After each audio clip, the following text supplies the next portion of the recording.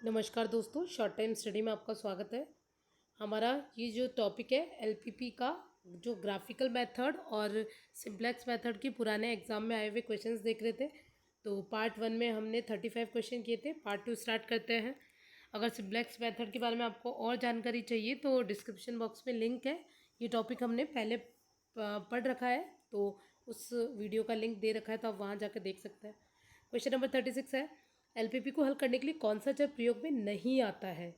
तो एलपीपी को जब सॉल्व करते हैं तो उसके अंदर कृत्रिम चर होता है, न्यूनता पूरक यानी स्लैक वेरिएबल, और अपना आधिक्य पूरक यानी सरप्लस वेरिएबल, ये सब काम में आते हैं। तो कौन बचा? तो अनिश्चित, ये वाला अपना आंसर हो जाएगा। उसके बाद क्वेश्चन 37 देखिए, एलपीपी का सुसंगत क्षेत्र रिक्त समुच्चय है तब एलपीपी का होगा। तो जो इसका सुसंगत क्षेत्र है वो क्या है? रिक्त समुच्चय है। क्योंकि जब हम ग्राफिकल मेथड से सॉल्व करते हैं, उसका एग्जांपल देखते हैं, तो हमारा कोई एक क्षेत्र आता है सुसंगत, जैसे ये लाइन हो गई, एक ये लाइन हो गई, और इसके बीच का जो एरिया वो अपना सुसंगत क्षेत्र है। तो वो बोला कि सुसंगत क्षेत्र रिक्त है। रिक्त यानी है ही नहीं। जब है ही नहीं तो क्या होगा? एलपीपी का कोई हल नहीं होगा। तो 37 का क्या हो जाएगा? ये फर्स्ट इसका आंसर हो जाएगा। फिर है क्वेश्चन नंबर 38, एलपीपी में सभी निर्धारक चर होते हैं। तो क्या होते हैं? तो एलपीपी के अंदर जो सारे चर होते हैं, x1 कोमा, जो कंडीशन दे रखी होती है क्वेश्चंस में, जैसे ये अगले वाले क्वेश्चन में देख लीजिए, ग्रेटर देन इक्वल टू 0 है, यानी जो निर्धारक चर होते हैं वो क्या होते हैं? अऋणात्मक होते हैं। फिर बाद में देखते हैं क्वेश्चन नंबर 39 कि इष्टतम करो। तो ये अपने को क्वेश्चन दे रखा है। अब ग्राफिकल मेथड से हम इसको पहले सॉल्व करेंगे। अब ये सॉल्व करने के बाद इसका जो ये है, ये वाला अपना क्षेत्र मिल रहा है, और ये क्या है? अपरिबद्ध है। क्योंकि लाइन आगे बढ़ाती जाए तो ये बहुत सारा क्षेत्र हो गया जो कि अपरिबद्ध है। तो निम्नतम वैल्यू के लिए तो बोल सकते हैं कि ये अपना जो ये इस पे हो सकता है, निम्नतम के लिए तो कह सकते हैं, लेकिन मैक्सिमम वैल्यू के लिए कुछ नहीं कह सकते। तो इसका आंसर क्या हो जाएगा? सिर्फ न्यूनतम। फिर बाद में 40 क्वेश्चन देखिए, सुसंगत क्षेत्र के बाह्य भाग के किसी भी बिंदु को कहते हैं। तो ये सुसंगत क्षेत्र है, इसके बाहरी तरफ कोई पॉइंट होगा, इसके ये बाहर की तरफ,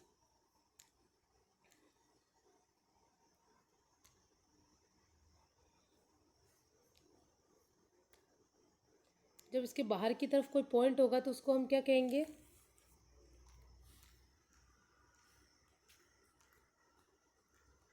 उसे हम कहेंगे असंगत हल। जो अंदर की तरफ होता है वो तो अपना सुसंगत क्षेत्र होता है, संगत सुसंगत हल कह सकते हैं, और बाहर होगा तो क्या हो जाएगा? असंगत हल। फिर क्वेश्चन नंबर 41 है, सुसंगत क्षेत्र में कोई बिंदु जो उद्देश्य फलन का इष्टतम मान अधिकतम या न्यूनतम देता है वह क्या कहलाता है? तो हम क्वेश्चन जब सॉल्व करते थे तो क्या करते थे? ग्राफिकल मेथड, ये ग्राफिकल रूप से शो कर देते थे, और उसके बाद जितने भी हमारे इस पे जो भी पॉइंट रहते थे इस चरम बिंदुओं पर, या इसकी जो ये सीमा परिसीमा बनी हुई, इस पर जो पॉइंट होते थे, उनको हम ये जो हमारा उद्देश्य फलन दे रखा है इसमें वैल्यू पुट करते थे, और देखते थे कि कौन सा, अगर अधिकतम पूछा है तो देखते हैं कि कौन सा पॉइंट रखने पे अधिकतम वैल्यू आ रही है, और कौन से को न्यूनतम पूछता था, देखते थे कि कौन सा पॉइंट रखने पे न्यूनतम वैल्यू आ रही है। तो अधिकतम और न्यूनतम जो भी आता था हम उसे कहते थे इष्टतम हल। तो ये जो क्वेश्चन नंबर 41 जो कह रहा है कि इष्टतम मान देता है वह क्या कहलाता है? वो अपना इष्टतम हल कहलाता है। फिर क्वेश्चन नंबर 42, उद्देश्य फलन का अधिकतम हल स्थित होता है तो कहाँ होता है? सुसंगत क्षेत्र के शीर्ष पर स्थित होता है। सेकंड वाला अपना हो जाएगा। फिर बाद में देखिए 43, सुसंगत क्षेत्र होता है। तो जो सुसंगत क्षेत्र होता है ना, वो इस तरीके के होता है। अगर ग्राफिकल मेथड में देखें तो जैसे ये सुसंगत क्षेत्र है, तो इस सुसंगत क्षेत्र में क्या होता है कि कोई से भी दो पॉइंट लिए उनको मिलाने वाली लाइन जो इस क्षेत्र के अंदर ही आनी चाहिए, तो इसको हम कहते हैं उत्तल बहुभुज बोलते हैं, या कॉन्वेक्स सेट कहते हैं इसको। तो इसमें हमारा कौन सा ऑप्शन हो जाएगा? 3 ऑप्शन हो जाएगा कि सदैव, उत्तल बहुभुज, कॉन्वेक्स सेट, या अवमुख समुच्चय। ये 3 बात हो गई इसकी। फिर है 44, सिंप्लेक्स विधि से हल करते समय एलपीपी के मानक रूप में आवश्यकता सदिश बी के सभी घटक कैसे होता है? तो बी के सारे घटक धनात्मक होते हैं। अब बी क्या हो गया? तो जैसे ये क्वेश्चन हमें दे रखा है, ग्राफिकल नहीं नॉर्मल क्वेश्चन देखते हैं। अब यहाँ पर ये जो 5 और 5 इस तरीके से ये है, ये हमारा क्या होता है, बी होता है, और ये हमेशा धनात्मक होता है। अगर धनात्मक नहीं हो रहा होता है तो हम इस पूरी इक्वेशन को माइनस से मल्टीप्लाई कर देंगे, तो ये वाला क्या बन जाएगा, धनात्मक बन जाएगा। तो बी हमेशा धनात्मक होता है।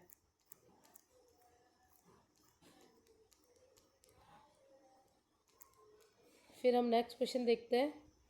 किसी एलपीपी का एक फिजिबल एफएस यानी फिजिबल सॉल्यूशन विद्यमान है तो, फिजिबल यानी सुसंगत हल विद्यमान है तो इसका आधारी सुसंगत हल भी होगा, वीएफएस भी विद्यमान होता है। फिर बाद में देखते हैं क्वेश्चन नंबर 46 कि सिंप्लेक्स फलन विधि के किसी भी चरण पर एलपीपी के बेसिक फिजिबल सॉल्यूशन यानी आधारी सुसंगत हल के एक्स बी के लिए Z J minus C J greater than equal to zero है तो एक्स बी समस्या का तो कैसा हल होता है, तो ये हमारे इष्टतम हल हो जाता है Z J minus C J, अगर जिसमें greater than equal to zero आ रही हो। तो ये कैसे होता है भाई, तो हम इसका एक एग्जाम्पल देख लेते हैं, सिंप्लेक्स मेथड का एक क्वेश्चन देख लेते हैं।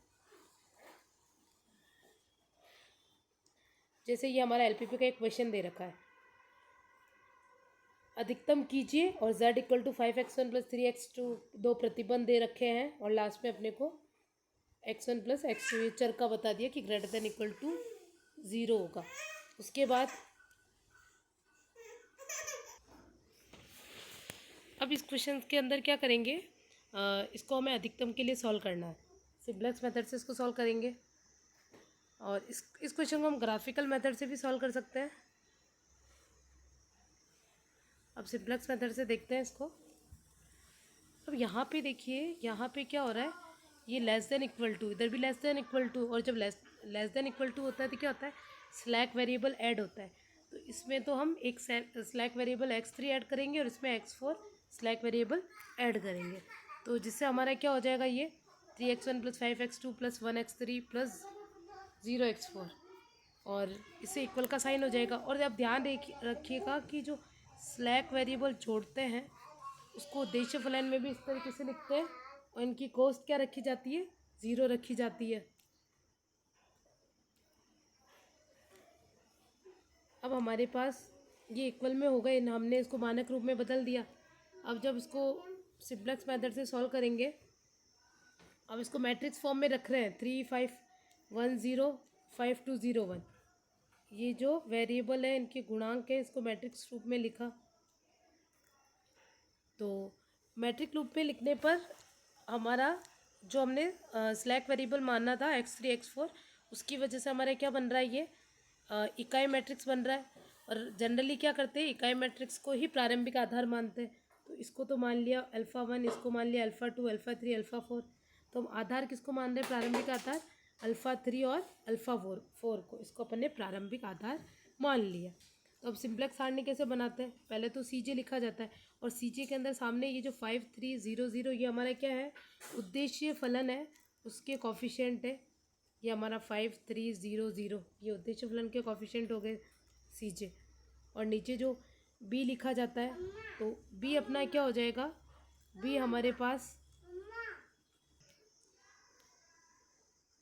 और हमारा उद्देश्य फलन जो हमारे प्रतिबंध दे रखे हैं AX इक्वल टू बी की फॉर्म में होता है, ये तो ये मैट्रिक्स फॉर्म है, तो ये हमारा जो है इक्वल में ये अपना B का वैल्यू है, तो ये हमारा 15 और 10 हम B के नीचे लिख देंगे।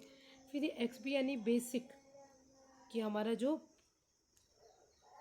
आधार अब मान रहे हैं, बेसिक वेरिएबल क्या हो रहा है, तो बेसिक वेरिएबल क्या मान लिया अपन ने, क्या माना कि ये जो यूनिट मैट्रिक्स बन रहा था किससे बन रहा था, अल्फ़ा 3 अल्फ़ा 4 से, अल्फ़ा 3 अल्फ़ा 4 यानी ये 1 0 0 1, इसके साथ क्या अपना वेरिएबल कौन सा है, जो अपन ये अल्फ़ा 3 अल्फ़ा 4 ये अपना प्रारंभिक आधार हो गया। अब इसका वेरिएबल कौन है, तो x3 और x4 है, वो अपन यहाँ लिखेंगे XB के नीचे, x3 और x4 हो गया। और ये B अपना कि अल्फ़ा 3 अल्फ़ा 4 है, और CB यानी उसकी कोस्ट क्या है, जो x3 x4 है इनकी कोस्ट क्या है, तो x3 x4 की कोस्ट तो हम क्या मानते हैं, ये उद्देश्य फलन में लिख रखा है अपन ने, ये ज़ीरो मानते हैं कोस्ट, तो वहाँ पे कोस्ट क्या आ जाएगी, ज़ीरो आती है। अब ये y1 y2 y3 y4, ये लिखते हैं तो ये क्या होता है, ये हमारे सारे एक ही वैल्यू होती है, ये इसकी 3510 और इधर ये 5201 प्रतिबंध में जो दे रखा है उसको हमने इस तरीके से ये लिख दिया। इस तरीके से हमने सिंप्लेक्स सारणी बनाई। अब इस सारणी में फिर हम क्या करते हैं, जेड जे माइनस सी जे की वैल्यू निकालते हैं। जेड जे माइनस सी जे की वैल्यू किस तरीके से निकालते हैं, तो ये जो हमारा 0 मल्टीप्लिकेशन 3 प्लस 0 मल्टीप्लिकेशन 5, तो ये हमारा 0 हो रहा है, ये तो हो जाएगी जेड जे की वैल्यू, और सी जे की वैल्यू हो जाएगी इस फर्स्ट कॉलम का कर रहे हैं तो इसमें कौन था, सी जे तो 5 था, तो -5, तो 0 - 5 यानी माइनस का 5 हो जाएगा। इसके लिए जेड जे माइनस सी जे क्या आ रहा है, फर्स्ट के लिए -5 आ जाएगा फर्स्ट कॉलम के लिए। इसी तरह y2 को निकालेंगे, इसी तरह y2 के लिए निकालेंगे कि y2 के अंदर क्या, तो 0 जो कोस दे रखी है, 0 को 5 से मल्टीप्लाई किया, 0 × 5 प्लस 0 × 2, और ये तो हुआ जेड जे की वैल्यू, माइनस सी जे तो -3 इसको कर देंगे, तो इससे हमारी वैल्यू आ जाएगी -3। सिमिलरली y3 y4 कॉलम के लिए निकाल लेंगे। अब इस तरीके से जो जेड जे माइनस सी जे की वैल्यू जब भी ये वाली अगर ग्रेटर देन इक्वल टू 0 आ जाती है तो हमारा लगभग क्वेश्चन सॉल्व हो गया, हम बार बार सारणी नहीं बनाएंगे। लेकिन यहाँ पे हमारे जेड जे माइनस सी जे की वैल्यू क्या है, नेगेटिव आ रही, लेस देन 0 आ रही, तो लेस देन 0 आ रही तो हम क्या करेंगे, हम वापस नवीन आधारी हल के लिए हम वापस सिंप्लेक्स सारणी बनाएंगे।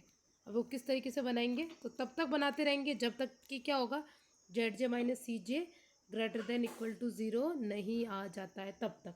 और जैसे ही Z J minus C J greater than equal to 0 आया तो हम सारणी बनाना बंद कर देंगे। और जैसे अपने जेड जे माइनस सी जे की ग्रेटर देन इक्वल टू 0 आता है तो उसके अंतर्गत फिर बाद में ये x2 की वैल्यू हो गई, ये x1 की वैल्यू हो गई, और जो अपना उद्देश्य फलन था z इक्वल टू जो भी दे रखा था उसके अंदर वैल्यू डालते ही ये अपना हल हो जाता है। इसको हम कहते हैं इष्टतम हल। इस तरीके से करते हैं। अब हमारा क्वेश्चन हम पूरा देखते हैं वापस। अब इसमें क्या करते थे कि प्रवेशी सदिश निकालना है, मुख्य अवयव निकालना है, अपगामी सदिश निकालना है, तो ये भी कभी कभी क्वेश्चन पूछ लेता है सिंपल। तो कैसे निकालेंगे, तो प्रवेशी सदिश यानी इस तरीके से निकालेंगे कि जेड जे माइनस सी जे जो निकाला है इन सब में ज़्यादा मोस्ट नेगेटिव कौन है, तो -5 सबसे ज़्यादा नेगेटिव है, तो उस मोस्ट नेगेटिव वाले कॉलम को चूज़ कर लेते हैं। और इस तरीके से ये हम इसको मतलब कि अंडरलाइन करके इसको कर लेते हैं, इसको बॉक्स बना देते हैं कॉलम को। उसके बाद हम क्या करेंगे, उसके बाद हम ये जो हमारा बी है, ये जो हमारा बी है 15/3 और 10/5 ये दोनों रेशियो लेते हैं। तो ये इस तरीके से कि XBI/YI ये, और नीचे वाला जो होता है y इसकी वैल्यू ग्रेटर देन 0 होना चाहिए। कभी ऐसा हो कि हम कर रहे हो और यहाँ पे जैसे b की वैल्यू 5 हो गई और यहाँ पे y की वैल्यू y1 की वैल्यू -1 होगी, तो हम उसका रेशियो नहीं निकालेंगे, उसको इग्नोर कर देंगे। जो हमेशा जहाँ पे y की वैल्यू जो ग्रेटर देन 0 होगी उसी वाले रेशियो को लेना है, तो b/ ये y वाला रेशियो निकालेंगे। और इस रेशियो में जो छोटा वाला है 15/3 से तो हमारा 5 आएगा और 10/5 से 2 रेशियो आएगा, तो इससे अपने को रेशियो कम हो रहा है, इससे हमने 10/5 से कम हो रहा है, तो 10/5 का नीचे वाला ये जो 5 है ये अपना क्या हो जाता है, ये हमारा मुख्य अवयव हो जाता है, ये मुख्य अवयव हो जाता है। और जो मुख्य अवयव है फिर इस वाली को हम वापस क्या करते हैं, बॉक्स के अंदर बंद कर देते हैं। तो ये x4 अपना तो क्या हो गया, अपगामी सदिश हो गया। ये y1 यानी ये जो हमने कॉलम पूरा कॉलम को बॉक्स बनाया था y1 यानी x1, ये अपना प्रवेशी सदिश हो गया। और मुख्य अवयव क्या हो गया, तो ये जो बॉक्स 5 है ये अपना मुख्य अवयव हो गया। अब जब हमने जेड से माइनस सी से देखा, सब हमने प्रवेशी सदिश निकाल दिया, ये 5 अपना मुख्य अवयव हो गया। अगर क्वेश्चन ऐसा बोलता, आएगा क्वेश्चन, हम शायद पहले सॉल्व कर चुके हैं कि ये जो फर्स्ट सिंप्लेक्स सारणी बनी है कि प्रथम, क्वेश्चन दे दिया और कह दिया कि प्रथम सिंप्लेक्स सारणी में मुख्य अवयव का मान क्या होगा, तो हमें ज़रूरत पड़ सकती है। अब हमें देखा हमने कि जेड से माइनस सी से क्या होगा था, लेस देन 0 था, तो हमें नई सिंप्लेक्स सारणी बनानी पड़ेगी। तो अब इसको कैसे बनाएंगे, तो ये जो हमारा जिसमें मुख्य अवयव है, ये अपना 5 मुख्य अवयव है, इसके इस वाली इसके सारे जो नंबर्स है उसके अंदर मुख्य अवयव का डिवाइड कर देते हैं। तो 10/5, 5/5, इसका 10/5 यानी यहाँ पे तो क्या हो जाएगा, 10 की जगह 2 आ जाएगा, 5/5 यानी इसकी जगह 1 आ जाएगा। ये देखिए 2 1, ये इस तरीके से। तो क्या करेंगे कि जिसमें मुख्य अवयव था उसको, उस पूरी रो को मुख्य अवयव से डिवाइड कर देंगे, तो ये अपना नया वाला ये बन जाएगा, नई वाली सिंप्लेक्स सारणी के अंदर इसका आ जाएगा। और हमारा जो अपने ये क्या है, इसमें प्रवेशी सदिश क्या है, अपना x1 है। अपना प्रवेशी सदिश क्या है इसके अंदर, x1 है। तो ये x1 जो हमारा जैसे मुख्य अवयव था, और यहाँ पे जो बेसिक वेरिएबल लिखते हैं, यहाँ पे हम क्या लिख देंगे, x1 लिख देंगे। यहाँ पे ये x1 आ जाएगा। और ये यहाँ पर x1 की कॉस्ट, ये क्वेश्चन से देख लेंगे कि x1 की कॉस्ट क्या है, वहाँ से लिख देंगे। और बाकी दूसरा वाला जो था उसको वही रहने देंगे। दूसरा वाला वेरिएबल अपना क्या था, x3 था, तो वो x3 रहने दिया, और x3 की कॉस्ट 0 थी, वो नीचे के नीचे ऐसे ही लिख दी। उसके बाद हम क्या करेंगे, ये जो x3 वाला वेरिएबल है इसके साथ में b, y1, y2, y3, y4 इनकी वैल्यू कैसे लिखेंगे, इनकी वैल्यू इस तरीके से लिखेंगे कि ये जैसे 15 है, 15 है, तो ओल्ड वैल्यू 15 माइनस, अब कॉरस्पॉन्डिंग की कॉलम और कॉरस्पॉन्डिंग की रो। तो कॉरस्पॉन्डिंग की कॉलम कैसे, ये जो आपने गोला करा है अपन ने, इस तरीके से ये सारणी बनाई, ये इस तरीके से हमने बॉक्स बनाई है।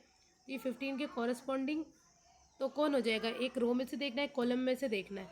तो रो में तो अपना क्या हो जाएगा, 10 हो जाएगा, और कॉलम में 3 हो जाएगा।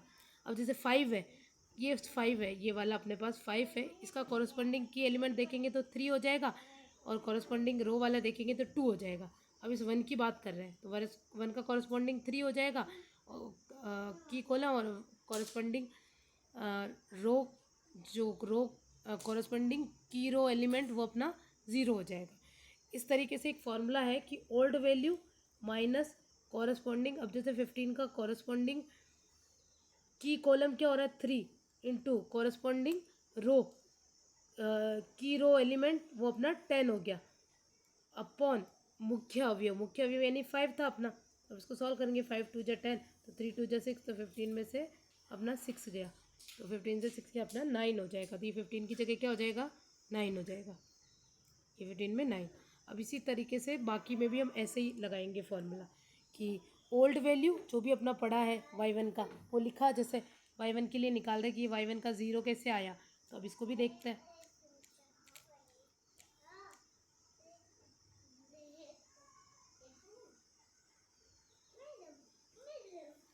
अब y1 के अंदर 3 है, तो ओल्ड वैल्यू 3 माइनस कॉरस्पॉन्डिंग की एक तो रो वाला चाहिए, कॉलम वाला चाहिए, तो कॉलम के अंदर तो 3 खुद ही से, तो 3 का खुद ही लिख दिया मल्टीप्लिकेशन। कॉलम वाले के लिए कौन है, वो 5 है, और मुख्य अवयव का डिवाइड करते हैं 5 का, तो 3 - 3 यानी 0 आ रहा है, तो इस तरीके से क्या आ जाएगा, 0 आ जाएगा। इसी तरह इन बाकी का भी कर लेंगे, फिर बाद में वही प्रोसेस शुरू हो जाएगा, वापस वही प्रोसेस शुरू हो जाएगा, ZJ - CJ निकालेंगे जो पहले निकाला था, और ये तब तक करते जाएंगे तब तक कि क्या हो, हमारा ZJ - CJ > 0 नहीं आ जाए। और जब लास्ट में तीसरी सिंप्लेक्स सारणी बनाई उसमें > 0 हो गया, तो फिर वो वैल्यू सारे x1 x2 x3 x4 की वैल्यू कहाँ रख देंगे, x3 x4 की कॉस्ट तो 0 ही है, x1 x2 यहाँ पे लास्ट में जब अपना ये बना, तो यहाँ देखा ये x1 की वैल्यू है, ये x2 की वैल्यू, ये x1 की वैल्यू है, ये हम उद्देश्य फलन में रख देंगे। इस तरीके से हमारा इष्टतम हल हो जाएगा। अब यहाँ पे क्या हुआ, ये b का वैल्यू देखा, ये कैसा है, अशून्य है, ये b का वैल्यू अशून्य है। इसके संबंध में भी कुछ 3 प्रश्न थे, वो भी इम्पोर्टेंट है, हम उनको देख लेते हैं क्या कहना चाह रहे हैं।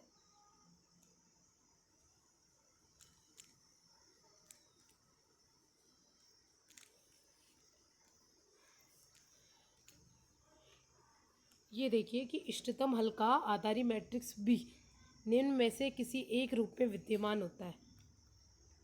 वो जो 1 इकाई मैट्रिक्स हो रहा था 1 0 0 1 इस तरीके से, तो अपन आधारी मैट्रिक्स उसी को मान रहे थे, जनरली अल्फा 3 अल्फा 4 माना था उस क्वेश्चन में। तो ये आधारी मैट्रिक्स B निम्न में से किसी एक रूप में विद्यमान होता है। ये क्वेश्चन इंपॉर्टेंट है, RPSC में पूछा गया है फर्स्ट ग्रेड में भी। तो अब इसमें देखिए 3 कंडीशन है बी में कोई कृत्रिम सदिश ना हो। कृत्रिम यानी अभी हम क्या कर रहे थे, स्लैक वेरिएबल सरप्लस वेरिएबल से इकाई बनेगा, और कभी जब स्लैक वेरिएबल के अलावा भी हम जब कृत्रिम आर्टिफिशियल वेरिएबल जोड़ रहे होंगे सिंप्लेक्स मेथड से जब सॉल्व करेंगे, उस वाले केसों के लिए है कि अगर कृत्रिम सदिश ना हो और कृत्रिम सदिश विद्यमान हो, और तीसरा भी हमारा कृत्रिम सदिश विद्यमान हो।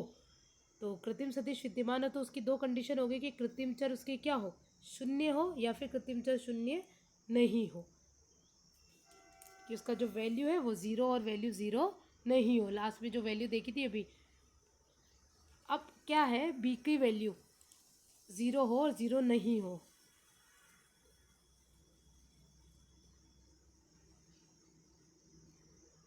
अभी वापस उस क्वेश्चन को देखेंगे, इसको पहले पढ़ लेते हैं फिर वापस में देखते हैं कि क्या कहना चाह रहा है।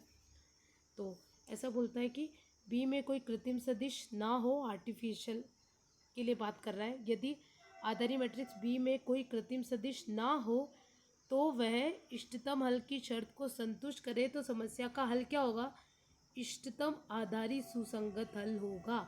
क्या होगा, ध्यान रखिएगा, कृत्रिम सदिश नहीं है, बी में कोई आर्टिफिशियल वेरिएबल है ही नहीं, और आधारी मैट्रिक्स के अंदर भी कोई कृत्रिम सदिश नहीं है जो अपन मान रहे हैं उसके अंदर। आधारी मैट्रिक्स को मानते हैं, जो इकाई मैट्रिक्स होता है उसी को मानते हैं जनरली।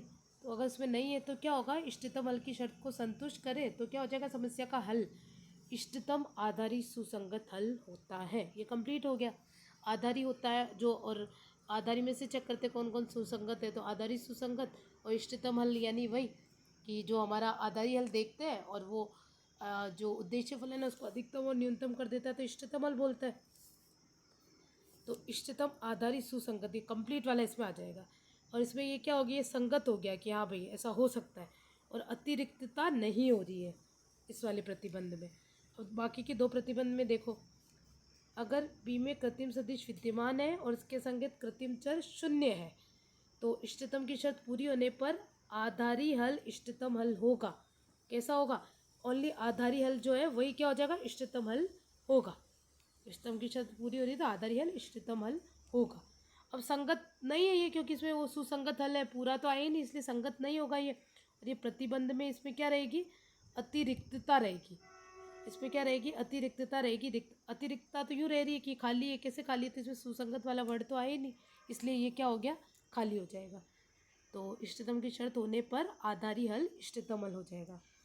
फिर तीसरा केस देखते हैं। तीसरा प्रतिबंध क्या है कि कृत्रिम सदिश विद्यमान है और कुछ कृत्रिम चर शून्य नहीं है, अर्थात आधारी में कम से कम एक या एक से अधिक कृत्रिम सदिश शून्य नहीं हो तो इष्टतम की शर्त पूरी होने पर समस्या का सुसंगत हल विद्यमान नहीं होगा।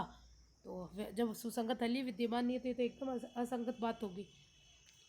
तो ये वाली तीनों केसेस है, इसको हमें ध्यान रखना है।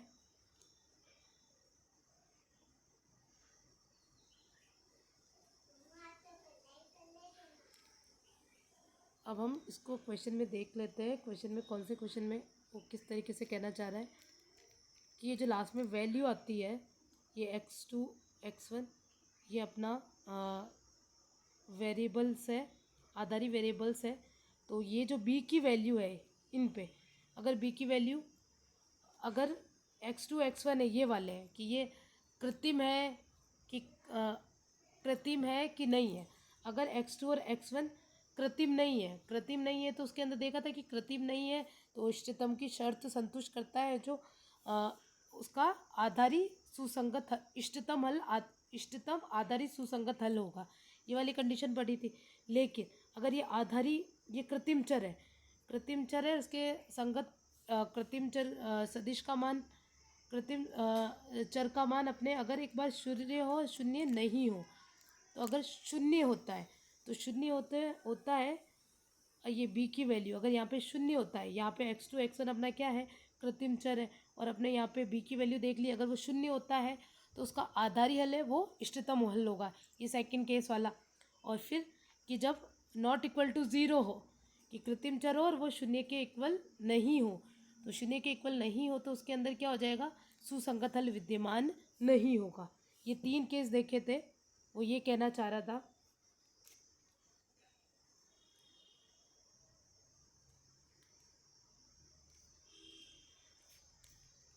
अब ये तीनों केसों पे संबंधित दो बातें हैं, इसको देखते हैं, दो क्वेश्चन से देख लेते हैं। किसी एलपीपी के इष्टतम हल के आधारी मैट्रिक्स में कृत्रिम सदिश विद्यमान है जिनमें से कुछ की संगत कृत्रिम चर शून्य नहीं है। तो कृत्रिम चर शून्य नहीं है तो क्या होता है, आधारी सुसंगत हल विद्यमान नहीं होता है। तो इसका क्या हो जाएगा कि समस्या का सुसंगत हल विद्यमान नहीं होगा, ये हो जाएगा। और 62 बोलता है किसी, ये फर्स्ट ग्रेड में आया हुआ क्वेश्चन है, दोनों ध्यान रखिएगा।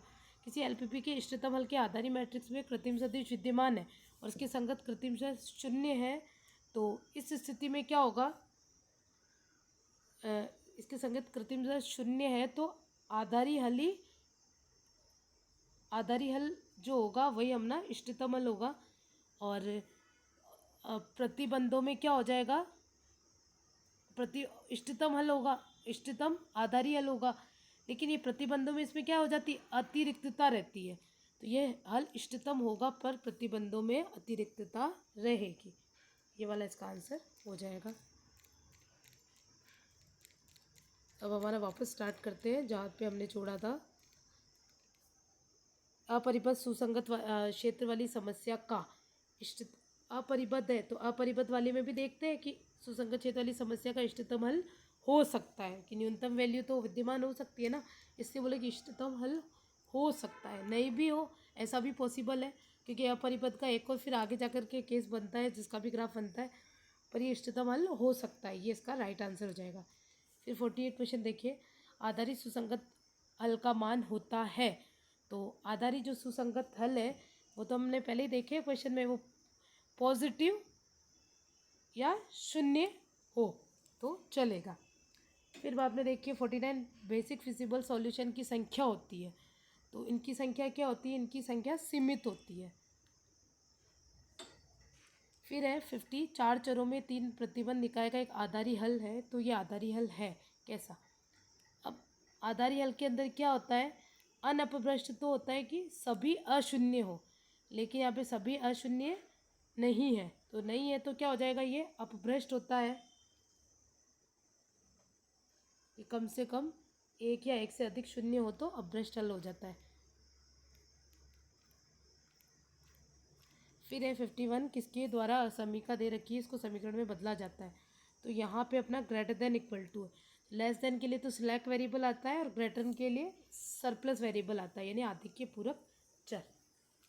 फिर एलपीपी का सुसंगत हल एक्स जे हो तो, अब सुसंगत हल हमको वैसे ही पता है, सुसंगत हल क्या होता है, अभी ऊपर देखा, या तो क्या हो, धनात्मक हो या फिर ज़ीरो हो सकता है, ये वाला 48 जो देखा।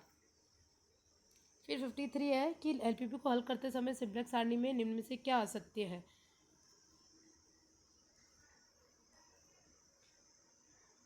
तो ये सेकेंड ऑप्शन दे रखा है कि वो ये धनात्मक ऋणात्मक या शून्य हो सकता है। तो मुख्य अवयव हम बी जो अपना होता है बी और y1 y2 y3 इनमें से y का जो होता है इनका रेशियो निकालते हैं और y वाला उसको छोड़ देते हैं जो नेगेटिव हो, तो मुख्य अवयव नेगेटिव हो ही नहीं सकता। तो ये ऋणात्मक और शून्य है क्योंकि नीचे भी जीरो होगा तो इन्फिनिटी हो जाएगा, तो ये वाली चीज़ गलत हो गई कि मुख्य अवयव धनात्मक ऋणात्मक और शून्य कुछ भी हो सकता है, ये गलत है, सिर्फ धनात्मक ही होता है। और ये जेड जे माइनस सी जे लेस देन ज़ीरो हो तो अपरिबद्ध हल विद्यमान होता है, ये तो सही बात है क्योंकि Z J minus C J greater than equal to zero होता है तभी अपना हल निकालते हैं अपन उसको, इष्टतम हल तभी अपना निकलता है। फिर 54 है कि एलपीपी में तो उसमें उद्देश्य फलन प्रतिबंध निकाय व चर सभी कैसे होते, रेखिक होते हैं, उनका हम ग्राफ बनाते तो एक लाइन बनती है, तो ये क्या हो गया, रेखिक हो गया। फिर 55 क्वेश्चन है, दो ही चर है तो हम इसको ग्राफिकल मेथड से करेंगे। तो इसमें भी क्या होगा कि ये अपना क्या हो रहा है, अनबाउंडेड हो रहा है कि आगे लाइनें बनाओ तो कितना भी है हो सकता है, तो ये अपना अनबाउंडेड हो गया, सेकेंड वाला आंसर हो जाएगा इसका। फिर बात में है for maximisation LPP the simplex method is terminated यानी सिम्प्लेक्स जो मेथड है व्हेन ऑल वैल्यूज़ कब ख़त्म कर देते हैं, बार बार जब सारणी बनाते हैं वो कब ख़त्म कर देते हैं कि जब Z J minus C J greater than equal to zero आ जाता है तब। और यहाँ पे सी जे माइनस जेड जे तो उल्टा कर दो, तो माइनस दोनों तरफ करेंगे तो क्या हो जाएगा, less than equal to zero हो जाएगा, तो क्या हो जाएगा C J minus Z J less than equal to zero वाली केस। फिर 57 है, इसमें बेसिक फिजिबल सॉल्यूशन पूछ रहा है और ये y 0 दे रखा है, तो y की वैल्यू 0 रख करके ये अपना 2 चर में हो जाएगा, तो फिर हम इसको सॉल्व कर लेंगे तो हमारा आंसर निकल जाएगा इसको। फिर क्वेश्चन 58 है, the set of all feasible solution of a linear program problem is always a convex set होती है। ये भी देख चुके हैं, 2-3 बार आ चुका है ये सा क्वेश्चन। अब ये 59 थोड़ा सा चेंज है, तो इसको क्वेश्चन को ध्यान से देखिए। मैक्सिमम में दे रखा है और इक्वल इक्वल का दे रखा है, तो ये किस तरीके से सॉल्यूशन है। तो इसमें से हम x1 और x2 दोनों इक्वेशन से वैल्यू निकाल लेंगे और ऑब्जेक्ट में पुट करेंगे। फिर value x2 and x1 put in subject to. अब 0 = 2 0 = 3 इस तरीके का आ रहा है कि नो सॉल्यूशन होगा। The maximum value of the objective function can't be found. तो नो सॉल्यूशन यानी अपना क्या हो गया, अनबाउंडेड में ही ऐसा होता है कि अनबाउंडेड में कभी कभी ऐसा होता है इष्टतम विद्यमान हो सकता है और नहीं भी हो सकता है। फिर है 60 निकाय Ax = B के लिए फिजिबल सॉल्यूशन के लिए, तो इसका फर्स्ट ऑप्शन हो जाएगा कि अमुक समुच्चय का प्रत्येक चरम बिंदु की संख्या बराबर आधारित सुसंगत दलों की संख्या। अब कुछ 2-3 क्वेश्चंस और ग्राफिक मेथड पे है जो देख लेते हैं, ग्राफिकल मेथड वाले। अब ये क्वेश्चन दे रखा है हमें, तो इसको सिंपली कुछ नहीं किया है, ग्राफिकल मेथड पे रिप्रेजेंट करा है और कॉमन एरिया इनका निकाल दिया। चेक कर लिया कि मूल बिंदु की तरफ या मूल बिंदु से बाहर की तरफ है, तो जो ये कॉमन एरिया अपना आ गया है। अब इस पे ये जो ये वाले पॉइंट है, इन बिंदुओं को हमने क्या किया, फिर जो हमारा उद्देश्य फलन है z = 2x + 3y इस पे रखेंगे। और ये अधिकतम होने के लिए पूछ रहा है, तो देखेंगे किस पे वैल्यू ज़्यादा हो रही है, तो हमारा 12 इस पे ज़्यादा हो जाएगी, तो हमारा थर्ड वाला राइट ऑप्शन हो जाएगा। फिर क्वेश्चन 9 में भी ऐसे ही है, इष्टतम ज्ञात करो। अधिकतम के लिए बोल रहा है, ग्राफ बना दिया, इनका सुसंगत क्षेत्र निकाल दिया और इस क्षेत्र में से जो ये चरम सीमा पर जो पॉइंट है उसको उद्देश्य फलन में सेटिस्फाई करा दिए और देखा किस पे मैक्सिमम आ रहा है, तो 0,16 पे मैक्सिमम आ रहा है, तो हमारा सी ऑप्शन राइट हो जाएगा। फिर ये देखिए, सिम्प्लेक्स फलन विधि द्वारा हल करने के लिए कृत्रिम चर सम्मिलित करने पड़ेंगे। अब ये यहाँ लेस देन है और ये ग्रेटर देन। अब लेस देन है तो हम क्या करेंगे, स्लैक वेरिएबल जोड़ देंगे और ग्रेटर देन में सरप्लस वेरिएबल घटा देते हैं। ये प्लस करेंगे, यहाँ पे इसको जोड़ देते हैं और ये हमारा ग्रेटर देन इक्वल टू, तो हम क्या करेंगे, सरप्लस वेरिएबल घटा देंगे। उसके बाद देखिए क्या देखते हैं कि जैसे जो कंडीशन नीचे रहती है कि x1 x2 greater than equal to 0, सारे variable greater than equal to 0 होने चाहिए। अगर कभी 0 हुए x1, इस वाले में x1 x2 ये 0 हो गए, तो अपनी वैल्यू क्या हो जाएगी, -x4 = 3, तो ये नेगेटिव में हो जाएगा। तो नेगेटिव में हो जाएगा, इसलिए इसमें क्या करेंगे, एक हम आर्टिफिशियल वेरिएबल जोड़ देंगे, आर्टिफिशियल वेरिएबल जोड़ देंगे।